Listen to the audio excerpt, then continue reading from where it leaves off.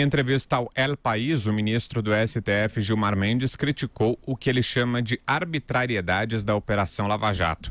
Gilmar afirmou que a operação, abro aspas, deu poder para gente muito chinfrim, muito ruim, mequetrefe do ponto de vista moral e do ponto de vista intelectual. O ministro disse ainda que a prisão do ex-presidente Lula só é viável num contexto de total destruição do sistema político. Segundo ele, foi isso que a Lava Jato conseguiu. Em entrevistas anteriores, o ministro havia falado sobre um lavajatismo militante da imprensa. Ao ser questionado sobre o assunto, disse, abro aspas, eu dialogo com a Globo desde o ano passado. Disse até em tom de brincadeira ao Ali Camel, se minha mulher ficar viúva, é capaz que ela mova uma ação contra vocês, porque vocês estão causando isso. Fecho aspas. E aí, Josias, o que você achou das falas do Gilmar Mendes? Eu acho as falas do ministro Gilmar Mendes muito tristes. Primeiro porque essas falas desconhecem um trabalho muito meritório que foi feito pela Lava Jato, com todos os excessos que possam ter ocorrido, e esses excessos são passíveis de punição, mas a Lava Jato prestou um inestimável serviço ao país, e ele diz que acha que a prisão do Lula só é viável num contexto de total destruição do sistema político. Mas é isso mesmo. A prisão de um ex-presidente da República só é viável num contexto de total destruição do sistema político. A diferença é que quem destruiu o sistema político não foi a Lava Jato. Quem destruiu o sistema político foi o Lula, foi o PT, foram os parceiros do Lula e do PT no poder. Eles levaram às últimas consequências a cleptocracia que vigorava no Brasil. Então, assaltaram o Estado, plantaram bananeira dentro dos cofres públicos e a Lava Jato expôs essa realidade de uma maneira jamais vista. E você não pode tratar essa gente que fez esse trabalho como gente mequetrefe, como gente desqualificada. A meu ver, o ministro, ao utilizar esse tipo de adjetivo, ele próprio se revela um personagem mequetrefe. Você não pode tratar as pessoas assim. Se as pessoas cometeram falhas, que sejam apontadas as falhas e que sejam eventualmente punidas essas falhas. Mas você não pode desconhecer um trabalho de meritório, feito durante 5 anos e meio. Gente que se imaginava inimputável foi para a cadeia. Alega-se que a Lava Jato perseguiu um único partido, o que é uma mentira deslavada, porque se você analisar na cadeia, pessoas graduadíssimas do PMDB, gente do PT também, e o PSDB, que não foi para a cadeia, não chegou à cadeia, está chegando só agora na figura do Paulo Preto, que é o operador dos grandes caciques do PSDB, por conta da Lava Jato de Curitiba, e outros PSDBistas não chegaram porque tinham mandato e estavam sob a jurisdição do Supremo Tribunal Federal. O Supremo não condena ninguém. Até hoje condenou uma única pessoa, que era um deputado, que ainda está com os embargos infringentes por julgar, portanto não foi preso ainda, e condenou mais recentemente o ex-ministro do Temer, Gedel Vieira Lima, porque com uma mala de 52 milhões de reais, se você não condena, aí também o escracho fica grande demais. Mas está lá o Collor, que é um reincidente, não foi condenado, ele já está denunciado, a denúncia já foi recebida e o Supremo não julga. Então, acho que o ministro Gilmar Mendes faria um bem a si mesmo se ele analisasse o serviço que o Supremo não fez e o serviço que o Supremo está por fazer. Ele já começou a desmontar a Lava Jato antes que o trabalho de limpeza fosse completado. Então, não me parece uma avaliação boa, essa avaliação que faz o ministro Gilmar Mendes. Acho que é uma avaliação injusta e que desmerece quem está fazendo a avaliação e não quem é avaliado. Vera. O ministro já tinha falado nesse tom no próprio plenário do Supremo, falou nesse tom no Roda Viva, do qual eu e o Josias participamos. Sempre que ele tem condições ou oportunidade de dar uma entrevista, ele dá uma entrevista nesses termos, desancando de uma maneira bastante arrogante, ao meu ver, os profissionais que atuam na Lava Jato, como se o fato deles terem menos idade ou terem menos graduação na carreira os fizesse juristas piores ou menos capacitados do que ele próprio ou dos outros que ele reputa bons e preparados. Isso é puro jogo retórico, é uma tentativa de desqualificar o trabalho da Lava Jato.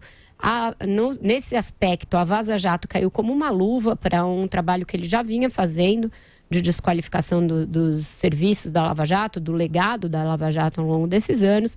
E eu acho que isso não é um papel de um ministro do Supremo, ficar sistematicamente investindo contra o sistema judiciário, porque no fundo é isso que ele está fazendo, investindo contra o Ministério Público, investindo contra o próprio judiciário de instâncias inferiores, como se o Supremo fosse o único detentor do saber jurídico, da verdade e até moral, né? Ele faz até considerações morais, o que eu acho bastante perigoso em se tratando do judiciário brasileiro, das suas idas e vindas, das suas circunstâncias, dos seus casuísmos jurídicos. Muitas vezes você falar em aspectos morais é algo bastante delicado e complexo.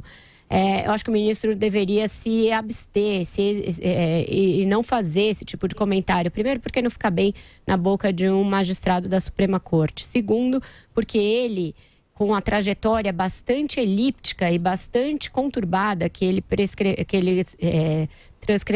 percorreu desde o início da Lava Jato, primeiro um entusiasta, apoiador, e inclusive assinando embaixo várias das decisões, né, referendando várias das decisões da Lava Jato. E a partir do exato momento que ocorre o impeachment da Dilma Rousseff, fazer um turning point absoluto da sua posição em relação à operação, fica difícil falar em termos morais e falar de uma espécie de monopólio da virtude por parte do Supremo, porque não é assim. A população brasileira assistiu ao longo desses tempos, tem o seu próprio escrutínio a respeito da Lava Jato, considera que ela é um avanço institucional, que ela é um marco histórico no Brasil, no combate à impunidade, e não vai ser a narrativa do ministro que vai fazer com que isso mude. Então, eu acho que ele deveria adotar uma postura mais sóbria, ainda mais porque ele ainda não proferiu o seu voto nesse julgamento que tem a ver com isso. Ele tem outros votos para dar que dizem respeito a interfaces com a Lava Jato. Ele deveria ter uma postura bem mais sóbria e bem menos política e palanqueira nesse aspecto. Constantino. Nada novo sob o sol, né? O ministro Gilmar Mendes já rotulou de torturadores, organização criminosa e coisas do tipo os principais nomes por trás da operação mais bem-sucedida que o país já teve de combate à impunidade. Impunidade esta que é sinônimo do próprio STF, né? Que é o garantidor máximo da impunidade no país. Sempre que eu vou comentar falas proferidas pelo ministro Gilmar Mendes, eu preciso tomar um cuidado muito grande para não receber voz de prisão. Então, é um exercício de autocontrole quase budista que eu preciso ter para falar desse personagem, né? É um personagem que já deu umas guinadas de opinião em relação, inclusive, a essa questão da segunda instância agora, muito estranhas, para não dizer mesmo muito suspeitas. E aí eu vou dizer que eu concordo com uma coisa só que o Gilmar Mendes disse nessa entrevista inteira. Deu-se poder demais e arbitrário para gente muito chinfrim e mequetrefe. E alguns deles estão exatamente no Supremo Tribunal Federal e lutando para avacalhar com a Lava Jato e com a esperança de todos os brasileiros em relação a viver num país que um dia não seja mais o paraíso dos criminosos, como é hoje ou como vinha sendo desde sempre. Então, é óbvio que popularidade não é tudo na vida, mas é curioso porque um ministro, um juiz, um ministro do Supremo, se quer ser estritamente técnico, que fale então apenas por meio dos autos, por meio dos seus votos e não dando entrevistas. À medida que ele vai para a imprensa, que ele demoniza como responsável pelo lavajatismo, ele está politizando a questão, então ele está indo para o caminho da guerra de narrativas, da popularidade.